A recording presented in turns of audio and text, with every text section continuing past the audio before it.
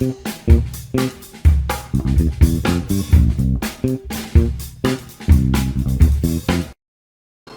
Stone, the late great. It's unbelievable. No more rain in this cloud. Still can't believe it. Anyway, we're welcoming our wonderful guest today, Miss Natasha Landers. Welcome. Hi, Barry. Thank you for having me. Oh, the pleasure is all mine, believe me.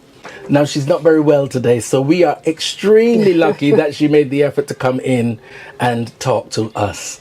So, some of you know her as Natasha Landers, some of you know her as Tasha Janine. There are quite a few aliases. There's also Untillemonsrsweet on her IG handle, and she runs the Lemon Seed Project. That's right. I mean, I have to write notes to keep up with this. Really, it's just, how are you apart from not feeling your best? I'm okay. I'm busy. I have back pain at the moment. So if you see it on my face, if it's written all over my face, that's because of my back. But yeah, besides that, I'm doing good. Yes, I know you're extremely busy. And one of the reasons she's so busy is because she's involved in so many things. So many things. Now well, I don't like to say real job, because it's all become a job, really. But her first job is as an international diversity coach. So tell us a bit about that. So I've been in diversity and change management maybe about, over 30 years. That long? You don't look old enough, darling, to have been doing, bless you. to be doing anything over 30 years. I feel it today, Barry. I really feel it today. But yeah, so I work mostly in the corporate sector. I do some work in the third sector, but I work mostly with senior leaders around looking at talent and diverse talent. Right. And supporting them in that. Okay, yeah. But you go all over the world to do it, because you're always saying that you're on a plane or train or automobile of some kind. But you know what's really interesting, and I suppose your listeners will appreciate that as well, is that since lockdown, a lot of the work which would have had me travelling around the world and around the country is now done via a link. So it's done. So there's a lot in the virtual world from my office studio at home, as well as face-to-face. And how do you find that? Well, a convenient change, obviously. Yeah, the convenience is great, you know. But do you think it's as effective? Do you find it as effective? It can be, but in terms of building those relationships and the rapport, you know, it's a bit like when you're with people face-to-face, it's also the conversations that you have in the break rooms and times like that. But I make it work. Of course, you always make it work, and you see it is all over the world, people doing everything via links and Zoom and Teams and whatever else. But I do think there's something to be said for an energy when people are in a room together. Absolutely. That really cannot be substituted looking at them on the screen. Yeah, and you know, you can't hide behind a camera. Exactly. So I always used to have, when I first started doing a lot of virtual sessions, and this was in the height of lockdown, people wouldn't put their cameras on. Yeah. Which was really difficult, because my work is around engaging in a conversation, really getting people to think about it in relation to their values and what that looks like practically. And so but then I realised, actually, for a lot of people during lockdown, that was the first time that they were forced to work from home. Yeah. So some of them didn't have dedicated spaces. So I had people sitting on their stairs, people sitting on their beds. On the toilet. Hopefully. Luckily. I don't think I've ever seen anyone on the toilet, thankfully. I've seen a few people in their pyjamas and their dressing gowns. Yeah. Which I think, okay, be comfortable, but would you turn up at a meeting like that? That's what I mean. There's definitely something to be said for the presence of being there with people. So how did you get into diversity training? What was your motivation? So I come from a social justice background, and I can remember even from when I was at university having sleep-ins in the library when they were changing from grants to loans. I'm always on a march. It's true, or boycotting something. Always, because I just see footage on your social media handles, and I'm going, what's she doing now? Yeah, I'm very passionate I have about no justice. money to bail this woman out. Because I know, it's true. Luckily, I've never been arrested. I'm just very careful about that. But yeah, social justice has always been at the heart of who I am. Right. And well, it's something pretty valuable to have at your core. Yeah. You know. And, and equity for everybody is really important for me. Yeah. So it was about really taking those values into the workplace and working in a more systemic way to change things systemically. And so it actually started working with domestic violence. So I worked in a domestic violence unit as an advocate for the women. It was primarily women at the time. And then I went on to run the domestic violence unit. And within it, I started to do multi-agency training on how to respond to domestic violence, to racial harassment, to homophobic harassment as well. And I loved the facilitating conversations, running training, developing programs. But there was nowhere else for me to go with it where I was. Right. So I moved to a private consultancy. And let me tell you, that was seen as controversial because I work for the council and no one leaves the council. It's a good job, Well, that's the mentality, isn't it? You can. Yeah. The attitude is literally, well, once you work for the council, you're set for life. That's you right. Get there, you wait till you get the gold watch. They can't get rid of you. They can't sack you. But it's not like that anymore. Yeah, exactly. But I mean, the mentality behind that is very strange to me because, I mean, if you want to be there, is a different thing from staying there because you feel safe. Yeah. And that's just stuck to me. Yeah, absolutely. And the fact is, I think I was there about 14 years. Right. And in that time, we had 3 restructuring, and I think we had about 3 or 4 different chief execs. So it wasn't as if everything was, a plateau and everything was calm. Yeah. There was always changes going on. And the infrastructure. Yeah, but when I told people I was moving to the private sector to work in a consultancy, they were like, "Are you sure? Is that safe?" Yeah. I was like, well, I'm in my 30s, I'm sure it'll be fine. And I've never looked back. And I've run my own consultancy for 15 years now. Right. Yeah. But it's funny how many people sell their souls for security. Yeah. And then wonder why they're miserable. Of course you're miserable because you're going to a place every day that you hate. Yeah. You don't really want to do it, but you're staying because of the security. And you're not saying anyone should live recklessly. However, there's a part of you that wants to explore things that you're interested in and how you can develop those things. Yeah. And you find that when you're in that kind of infrastructure, you're stuck. You can't develop, you can't spread your wings as it were. And I do appreciate, it takes a lot of courage to leave a 9 to 5 where you know you're getting paid and you get holiday pay to start running your own business. That was huge. So I moved from the local authority, I went to work for a private consultancy, and then I worked for the mayor's office for about 18 months. And then who was the mayor at that time? Oh gosh, Boris. Boris say it with pride.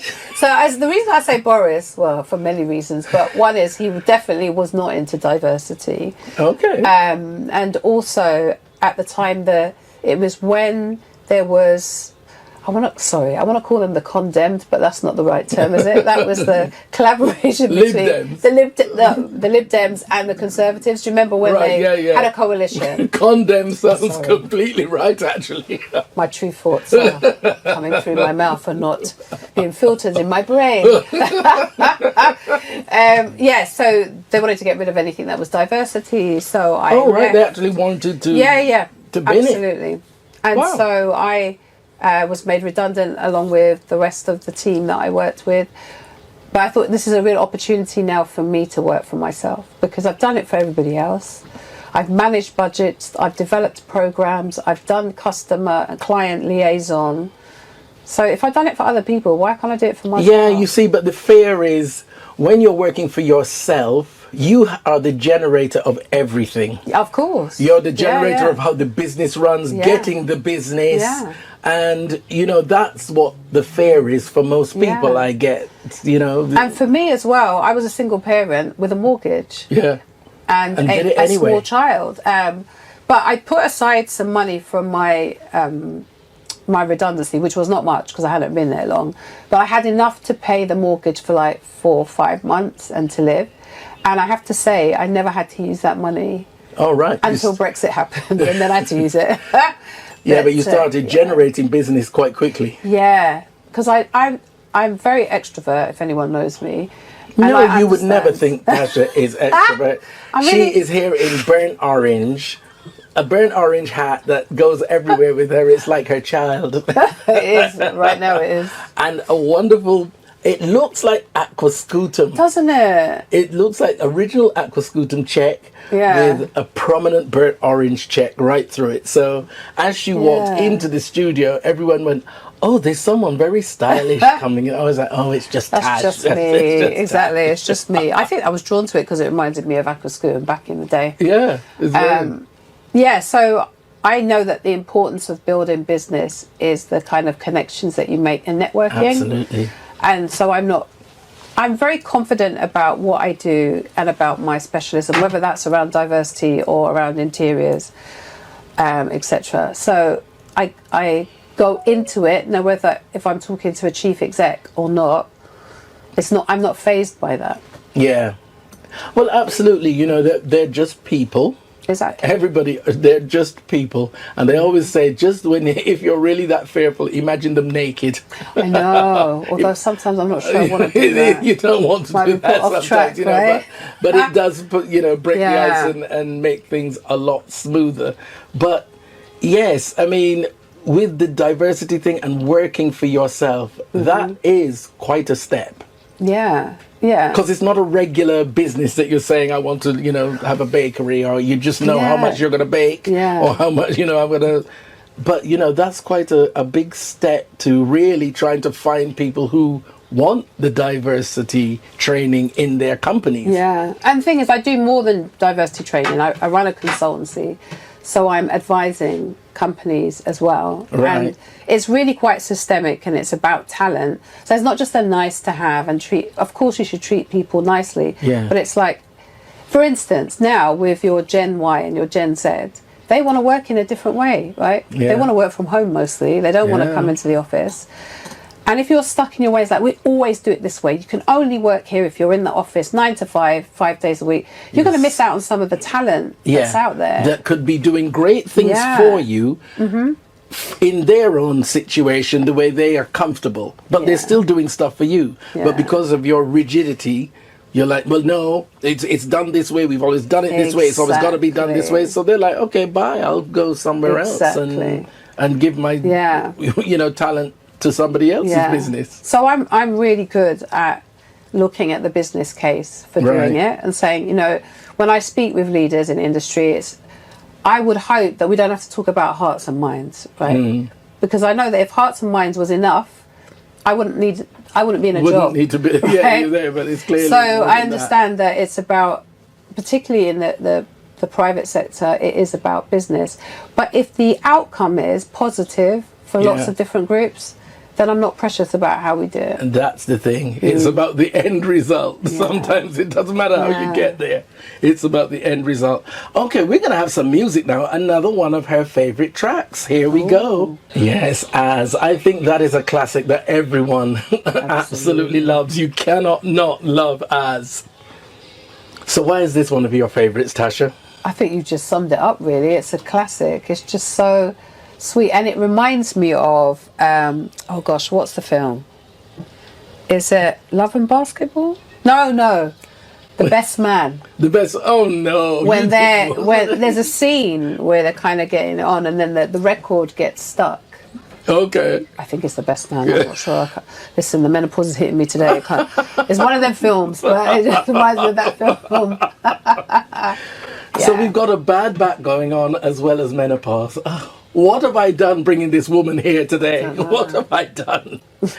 So let's talk about where we are now with interiors, because this has become bigger than the diversity training. Now, the house was bought 25 years ago. Yes, it was. And why I had to talk to this lady is because it's the inspiration in the story. It really is encouraging to let people know the good things, the great things don't happen overnight. It is about the persistence, the perseverance, the determination, the consistency that brings you to this work of art that she has as a house now. So tell us about when you first bought the house. Yeah, so I was really fortunate that I bought this is my second house. So my first house I bought in 96 maybe. Right. And it was just at the time where it was after the crash and interest rates had gone really, really low. And also property prices were really low. Right. So I bought a 2-bedroom house for £65,000. Right. To think about that now, I don't think you could buy a garage in London for £65,000. Yeah, but you're probably right. Not in London anyway. Yeah. And so I sold that. After 2 years, I sold it and it doubled in price. Right. Which allowed me to buy the house that I've lived in now for 25 years. But it wasn't a great condition, the house. So, yeah. And my parents, because I'd done up the other house, and so when they saw this one, they're like, what are you doing? You've been in that house, done it up, and now you've got this rat trap. Yeah. But there's a program actually called Buy the Worst House on the Best Street. Yes, I've seen that. I've seen it. And I think that's what you did. I did. And because I couldn't afford to buy the best house on the best street, yeah. It was where my budget would take me. So this house was owned by the owners for maybe about 30 odd years. Right. It's a Victorian house, but it was at a stage they bought it where Victorian architecture was seen as old-fashioned. Right. So wherever they could, anything that was Victorian, boxed everything in, boxed it or took it out, yeah. or covered it in Artex. There was no central heating. Gross. I had to redo the electrics, and one day after I moved in, it was raining outside, and I felt that, that sounds quite near. That sounds quite near. And then I realised it was raining inside the house. So I had to change the... I think inside the house is pretty near. That's about as near as it gets. Yeah, so there was a lot that it needed doing. Yeah. And I call it a slow renovation, because it was just me that bought it. And as I said before, I had a child. She was about 1.5 when we moved in. Yeah. So I remember buying a roll-top bath, which I still have. And it was under the arches. It was this, space. Now we are going to hear more about the roll-top bath after the break. Okay, Ghetto Heaven in the background, Family Stand, and we are back with the roll-top bath. Yeah. Share that wonderful story about you, the worst house in the best street, and the roll-top bath. Yeah, so I found the roll-top bath for 50 quid, which even then, that's about 20 odd years ago, was a bargain. It was like one of these spaces underneath a railway arch that don't exist anymore. Okay. And let me set the scene. Give you a picture. It didn't look beautiful. It was very rusty. I actually had to pay quite a bit of money to get it re-enameled. So that £50 was not all that it cost. Yeah. But at the time that I bought it and got it brought home, my bathroom needed to be renovated. It couldn't fit in that bathroom, and I didn't have the money to do it. Right. So it sat on one end of my living room for 2 years. You know what I mean about slow renovation? But yeah, and the thing is, it was rusty, so you couldn't even do anything with it. No, it just sat there. The thing was damn heavy anyway, so it wasn't going anywhere. But let's hear about how did it get up the stairs? Did you re-enamel it, have to send it somewhere to be re-enameled? Oh, thankfully it didn't have to be sent anywhere, so I don't know. Mine is always about scrimping and saving to do certain things, or extending the mortgage sometimes. So maybe 2-3 years into living in the house, I extended the bathroom, so it went into the old back room, because the back room was really large. And then, I don't know, some builder must have brought it upstairs. I think it was a builder, my brother. The thing was, roll-top bath upstairs. There's a brilliant film called Hard Truths. And they got to move this bath. And when I saw it, I burst out laughing. I mean, it was quite a tense moment in the cinema. But when they were moving this roll-top bath, I thought of you and burst out laughing. Because I could see the builders trying to get that thing either up or down those stairs, because they are heavy. They're cast iron. Yeah, they're cast iron. And let me tell you, even to lift up a Le out. Creuset pot is hard. So imagine that as a bath. Yeah. Yeah. So that's never coming out of that bathroom. If it's coming out, it's going to have to be broken up, because it cannot get unless out. it comes through the ceiling, because didn't the ceiling have to be reinforced? Actually, no, touch wood. It's been all right. You know you're going to find it on the dining table no, today don't, when you get home today. Do not. That'd be my worst nightmare. So you got the roll top bath up and re-enameled. Yeah, they came to me. And then the process of decorating this house. Can I say decorating? Is that the right word? I think it was a mixture of decorating and renovating. Renovate, right. Yeah. Well, I know the kitchen was quite a phenomenal project. Yeah. But the way you have decorated it, it's very unusual. It's that which is in turn making it a piece of art in itself. Yeah. It's not just a regularly renovated house. You know, the wallpapers, the fabrics, the colors. Yeah. How did you go about that? Or was that spurred by your interest in interiors? Yeah. And wanting something different and not regular? Yeah. So you described what I was wearing when I came in today. Uh-huh. My house is a reflection of Burnt what I orange. wear. There's a little bit of burnt orange, but mostly yellow and green. But I've been doing interiors for a very long time. I've just not been paid for it. And, Right. Other people's homes. I've done offices, Okay. pop-up shops. Yeah, I've been doing it for a number of years. But 5 years ago, I decided to really let's do this as a business and get paid this time. Right. But the house is an expression of who I am as an individual, but also who I am as an interior designer. I have always got ideas buzzing in my head, and those ideas I make come true through the house. And so much so that when I started to put it onto Instagram, I got approached by Harper's Bazaar. Okay. Yeah, so Harper's Bazaar did an article on the house. And at first I thought they were lying. I didn't know that it was true. I was like, why would Harper's Bazaar want to come and see a house in East London? And they're like, no, we really want to do a shoot and a piece on the house. So they did. And after they came, then come what I call the location agents. Right. So location agents scout houses for filming, editorials, etc. And my house looks very different to a lot of houses. It really does. Has a lot of colour in it. So Harper's Bazaar got hold or got sight of you through your social media, is that? Yeah, they did. Right, okay. They did. And they went into my inbox and said, we love what you do, we'd like to do an article. And I thought they were, you thought get it was scammers. a scam. Yeah. Something like, yeah, whatever. But it wasn't a scam. And there's, of course, a little bit of self-doubt in there, thinking they can't possibly want my house. Yeah. It's a really good point that you make there. I've suffered with, although I say I'm extroverted, I do have imposter syndrome sometimes. And I think we all do to a degree.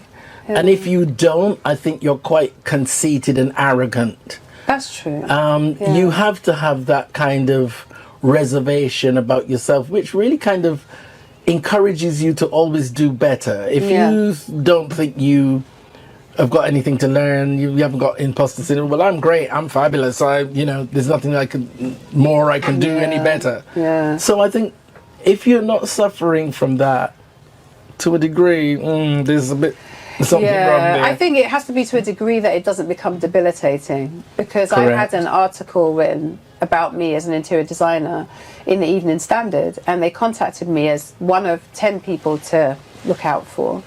And when I saw the email, the first thing I did was slam down the laptop and run away. And then my daughter gave me a good talking to, and she's like, what are you doing? So you just have to make sure, that you're not complacent, you're always striving, but don't let it debilitate you. But accept compliments when they come. That can be hard. Because, and then you get to the point, as I was saying to Mark Anthony, I have to call him Mark Anthony, that's his name, he gets very aggressive if I call him another name, okay. But as I was saying to him earlier, you have to, if you believe in what you're doing, and you're doing something you really believe in, you keep going. Yeah. And it's just about the people who get it connecting with you. Yeah. But you don't stop, and you just keep it moving. Yeah. And keep creating. Yeah, absolutely. And I think for me, I have a therapist, and I was talking to her about, and this might sound really weird to your listeners, I have a fear of success. So you have a fear of success? Yeah, so all of these things are happening, which are all great things. Yeah. But what if it becomes really huge? Yeah. It's very bizarre. But I'm managing it. Yeah, and I mean, the thing is that you've managed everything up to this stage. Absolutely. And, wherever you are, it's practice for what's to come. Yes. Because the end product doesn't come at the beginning. Yeah. The end product comes after years of practice, after years of rehearsals. So by the time the real big thing happens, you're ready. And you've got to accept that in yourself, that I'm good enough to be ready. I'm as good as anyone else. And I am good at what I do. Yeah, that's the thing. You know, it's that thing of, you always think everybody else is better at you at what they're doing, and it's like, well, why can't you be good too? Yeah. You know? Yeah, absolutely. Yeah, so it is about doing that. And so, yeah, the house is a reflection of me and experimenting. My daughter gets annoyed with me sometimes because I'm always changing the house. And because it's a location house, we have to have pictures. And I bet she has to take the pictures. Has to keep changing to keep up with, I've got something in mind that I want to change at the moment. Don't tell her I said that. So that's kind of been the evolution. So it was my love of interiors. It was the fact that I've been doing it for friends and family and for nothing for years, and wanting to, it was probably my first passion. Oh, really? Yeah. Definitely was my first passion. So the other job you kind of just fell into? Yeah, because I'm about social justice anyway, and it makes Whereas sense. this is something that was really, and you pursued it in a different way. Absolutely. Interesting. So it's given me lots of opportunities. You know, I've done things for magazines. I've been asked now to do a show home in a new development as well, which is a new thing for me as well. So and then going on to thinking about how to use my love of interiors, but also my love of art. Yeah. Well, we will come to that in a minute. Let's have a little bit of Ladisi. Yes, some Ladisi there, and I blame you. Okay, so we are back with the lady herself and about this house and the piece of art that it has become over 25 years. Well, now let's talk about the other project, Untillemonsrsweet. Yes. So this is what you named the interior business. Yes. Do you want to know why? Yes, tell me. So many years ago, I heard a spoken word poem. Right. And it was a woman talking about her love for her partner. And she said something like, I'm going to love you until lemons turn sweet, which means I'm going to love you forever. Oh, I really like that saying. And in terms of my creativity and aspiring to always do something different, more creative, I thought that felt really well. So that's where I came up with Until Lemons Are Sweet. Right. As opposed to Turn Sweet. So that's what it's about. And it's funny because, and I think I said it to you before, I equate it to Until Lemons Are Sweet, your interest in creativity and interiors lasting forever. Exactly that. Because lemons are never going to turn sweet. Well, not in our lifetime anyway. Exactly. You know, I equate it to, well, you know, your love of interiors and creativity and continuing to create is going to last until lemons are sweet, which is forever. That's exactly the rationale behind the company. Okay. About creativity. So you've roped your poor daughter into this. Poor Maya. Maya. Listen, Maya, I get them mixed up every single time. Poor Maya. Yeah, she's great. She's a digital marketer, and she's come on board in the business to help me to promote the business more, but also to monetize some of my creativity. Right. And what I mean by monetizing, so things like brand collaborations, more of the location house. Yeah. Because when we've done the location house, most of our bookings have come through from her. Okay. Reaching out rather than location agents. Yeah. So it's all about that, and she's working with me on the Lemon Seed project. And you constantly have to be reaching out. It never stops. No. Especially once you're working for yourself, you're constantly having to, as much as your creativity is going, you're constantly having to reach out to new people. Yes. For new situations, new opportunities. It's not easy. No, and I think this is where, for me as a creative, I resonate with other creatives and with artists. Because actually, as a creative, all you want to do is create. Yeah. You don't want to do the business side. Absolutely. Although having run a business for 15 years elsewhere, I do have a business mind as well. But Maya helps me to hone it in really effectively, and be more effective about time, what I do, who I approach, how I do that. All of that sort of thing. Because the thing is, you're the creative. You want to just be the creative. You know, like a singer. A singer doesn't want to be the engineer, the producer, to the arranger. They want to go out and sing. Give me the song, let me arrange my vocals and do what I do. You can't do everything. Oh, well, you can, but it's, pretty draining, and sometimes you don't really get your full potential because you're exhausted. Yeah. And you're touching areas that really aren't your expertise. Yeah, and I see this a lot with creatives who really, for some of them, it's about bringing somebody else on board to do that, to promote themselves, because they're all different specialist skills. Yeah. So if people can do that, that does help. It's definitely helped me. She's only been working with me since January, but she's already... And she's exhausted already. Poor thing. No, I treat her very well. But she's already brought in some money, and she's working on different things for me. That's great. So now tell me about the Lemon Seed project, because they're all the different strands of Natasha Landers. So I don't know if I'd said before that I'm a collector of black art by predominantly black artists. I particularly like portraiture. And I've been doing that for years, and I didn't really know that I was a collector until a friend of mine said, "You know you're a collector, right?" Then I look around my house, I'm like, actually I am. And I'm lucky enough to be in a circle with other artists as well. Which makes all the difference. Yeah, it does. And I go to a lot of private views. I see a lot of art. And so I wanted to do something, and I did something before we formally called it the Lemon Seed Project. So last year I worked with Yvadney Davis and Donald Bowe to create a private view with a curated guest list, which you came to, Barry. I came to, yeah, did indeed. And so the whole point of the project is to create a gallery within the home, because we'll often go to galleries which have white walls, which rightly so. But for some people, it can be difficult to appreciate. Well, what would that look like in a home? In my house, yeah. It's quite stark, isn't it? You know, if it's just this white, like the white cube, is it called? Absolutely. In Bermondsey, that gallery there, and it literally is a white cube, and everything's stark white, and And of course, it needs to be in a way because you want the art to shine. But this project is about creating an installation within the home. So you experience the art as you walk through the home, and how it feels and what it looks like. And so the Lemon Seed Project is a germinating project for black aspiring artists, to give them a space to curate that. So there's a private view, and then there is an open guest list the next day.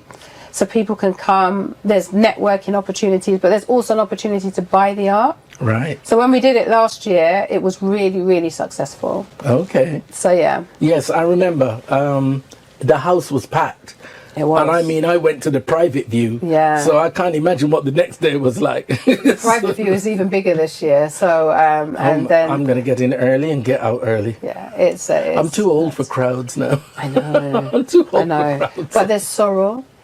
Okay, homemade sorrel. There's homemade rum punch. Chicken wings. I'm not making no chicken wings, Barry. Dry. Let me tell you, she does amazing chicken. I used to travel from my house to East Jesus every birthday, because she lives in East Jesus from where I live, just for the chicken wings. Yeah. Just for the chicken wings. Then suddenly all of that stopped. Lockdown came, everything got twisted, and now there are no more chicken wings. And I'm really wondering, do I need to make the effort to go all that way? Yeah, you do. Oh yeah, I knew you'd say that. And I know you will as well. You know I will, exactly. Yeah, but it's a great experience, and also to make it accessible for people that won't go into a gallery and don't think a gallery space is for them. There are a lot of people out there who exist with that mentality, sadly. Yeah. And it just blocks them from experiencing life. Yeah. You know, the ballet's not for me, the theatre's not for me, the museum's not for me, a gallery's not for me. It's for anyone who wants to go and has interest in it. Yeah, absolutely. And I want to encourage that more, and I want to encourage that particularly in the black community, to experience. Well, then you definitely need to have the chicken wings. Yeah. Sorry, people. Just no saying. I'm always. But there's rum punch. I'm always trying to help. If you know how busy I am on that night and the next day, I can imagine. There's no time for chicken wings. Rum punch. There's rum punch. There's sorrel. You see? So they're going to have their wicked way with the viewers' wallets. That's right. Give them a few rum punches and they start buying. Yeah. Yeah, absolutely. And also what we're doing this time round is that we're having a website specifically. So the artist this year, or in March, is Yvadney Davis. Yes. She's an amazing artist. In fact, she was in the semi-final of the Portrait Artist of the Year, which is a favourite programme of mine on Sky Arts. I'm a believer. Landscape, portrait, I watch them all. Yeah, I love them. I love it. And she's just... And what makes, for me, Yvadney really unique is that she is very much grounded by her heritage and about paying homage to her heritage. So in a lot of her artwork, she sources old wallpaper that we would have seen in the West Indian households in the 70s. Yes, I mean, it was a lovely conversation we had with her, and I saw little bits of the art and, you know, the textured wallpapers and stuff as the background, which actually gives the portrait itself texture. Yeah. So the face has got texture. Yeah. You know. So this collection is called Black Are the Roses in My Garden. Right. And I've had a preview of some of the pieces. You've even got a piece, haven't you? Stunning. Yeah, I do have a piece of Yvadney's work. I have to remember that I'm also selling and promoting and not buying. And not a buyer, yes, exactly.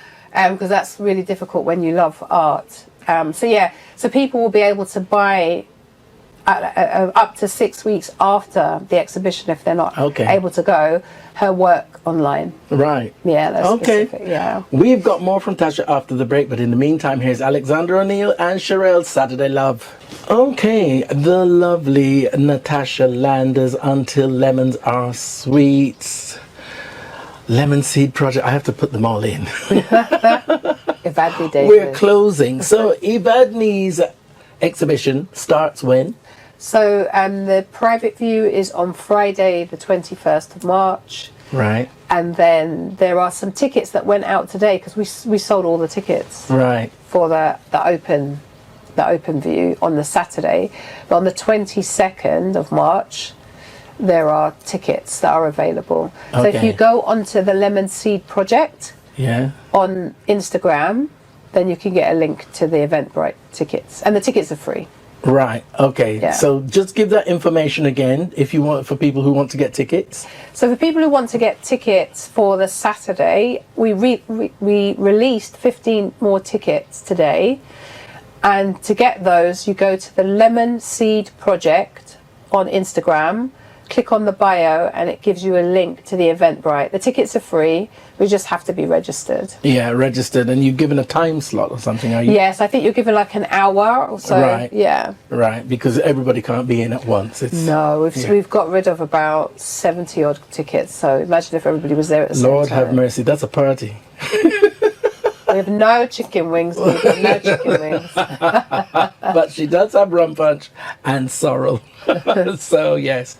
Well, thank you very much for coming in to talk to us with your bad back and your other bits and pieces going on. Thank you. Wishing you all the very best with the Lemon Seed Project, with the exhibition on the 22nd. And as you heard the lady say, go to the Lemon Seed Project on Instagram, click the link, and you can get the extra tickets that have been released just today because of demand. So there we are. Get in there. All right. Thank you very much. Thank you, Barry. And you feel better soon. Thank you. We all want our regular Tasha back. Because this face that's in front of me right here now, I don't know who that person is. Take care. All right. Bye. Bye.